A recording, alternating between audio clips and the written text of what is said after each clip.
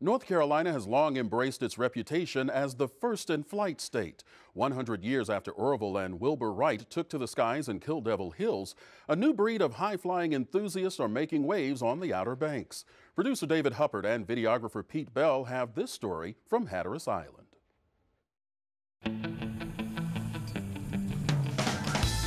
The thing with kiteboarding is there's just an on button and you go. You dive the kite and you're going, and it's full speed.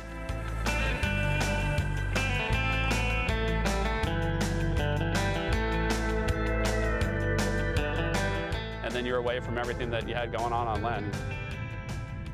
When Matt and I started REAL, people thought that we were absolutely crazy, because at that time in 2001, when REAL was started, the sport really wasn't accessible. There was a lot of power and there was no way to get rid of the power, and you had to be a very strong, very stubborn, very durable person to learn how to kiteboard. Trip Forman and his business partner Matt Nuzzo are like the Wright brothers of kiteboarding. They did not invent the sport, although Forman was part of the first kiteboarding launch on the Outer Banks. But they have been a steady force in turning the once archaic experiment into a mainstream activity. Advances in kite construction and control have made the sport accessible to the masses, where riders are no longer battling, but rather dancing with the wind. With all those different things, it's taken the sport from being, a sport that only the top-level pro athletes in the world could hope to do, to being a sport where we have boys and girls as young as like 7 or 8 years old and seniors in their mid-70s that are kiting from REAL and from Waterman's Retreat every day. REAL Watersports is located on Cape Hatteras on the Outer Banks, which happens to be one of the best places in the world for kiteboarding. The calm, waist-deep water in the Pamlico Sound provides riders with miles of flat water to tear it up, as well as a place to stand if they want to take a break from the action. And most importantly, because Cape Hatteras is so far from the mainland, the wind conditions are second to none. First and foremost, you'll never look at a flag the same once you become a kiteboarder. Wind is your friend in this sport.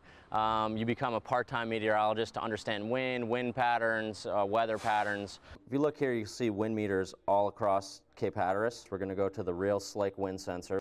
So this one here is showing me 19 lull, average 23. That's about as perfect wind as you can get. Great day to start 0 to hero. Ready for kite camp? REAL Watersports offers a program called 0 to Hero that Outside Magazine ranks as one of the top 10 adventure camps in the world. Okay, here we are, Cape Hatteras Kite Camp. So welcome to 0 to Hero. My name is Matt Nuzzo. I'm one of the founders of REAL here. As you find, getting here is not easy, but we're going to show you that the conditions here are amazing. Our goal is to make you guys self-sufficient kiteboarders. So for the next 3 days, our coaches here are going to jam information in your heads. I'm going to be a hero by day one. I'm a hero already. I put the kite together like that. Ideally, our best wind is side on shore, sort of like what we have now. In order to get from 0 to hero, it helps to understand the fundamentals of how the sport works. The pieces that are involved in kiteboarding, you have a kite, bar and lines, harness that allows you to support the kite by your own body weight, and your board. Those are the things that are necessary. So you rig the kite on the beach, inflate the kite, rig the lines. You can take your other hand. Then you launch the kite, put the board on your feet, ride.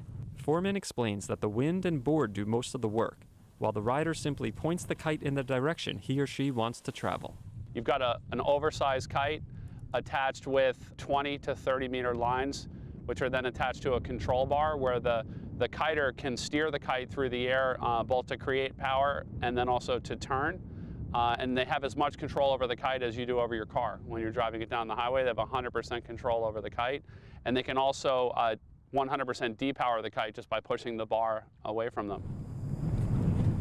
Still skeptical of Forman's car analogy, I decided to test drive the kite on solid ground. So we're just going to practice flying the kite. It's what's called the edge of the wind window. Get ready. There it is. You see, even there it has a bunch of power, right? Sure does. Right. You don't have to turn it much. Left, goes left. So it's like a bicycle or a shopping cart. You pull left, it goes left. Pull right, it goes right. That is a lot of power. Okay, a lot of power. So this is just a trainer kite. The hardest thing to do in kiteboarding is controlling the kite and having it stop.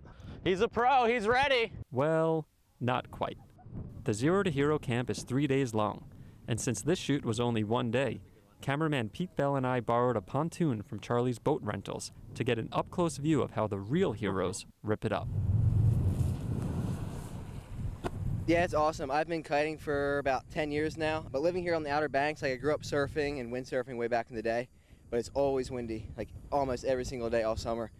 And so kiting is great, just gets you out on the water, you know, almost every day. Once you are on the water, it's just you, the board, and the kite. And as soon as you learn to harness the wind, you can turn virtually any trick and jump as high as 40 feet in the air. It's really just like wakeboarding, but you're driving the boat and riding the board at the same time. While kiteboarding is still in its infancy, the sport is boosting in popularity along the Outer Banks. Drive down Highway 12 and you'll see dozens of 12-meter kites soaring overhead, pulling riders of all ages and ability. Whether you are a zero or a hero, Cape Hatteras is an ideal place to kiteboard. The only problem? Every session must come to an end, but tomorrow is another day. And like that, they're gone with the wind.